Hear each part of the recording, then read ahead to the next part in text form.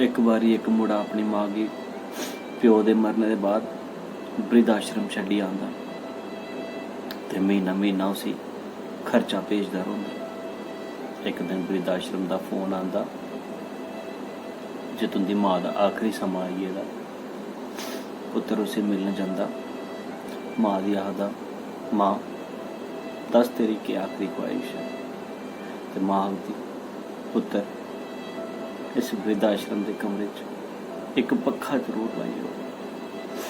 ते पुत्तर आखदा, माँ हूँ तेरा आखिरी समा आई गेदा, तुगी हूँ भला पक्खे की केह् लोड़।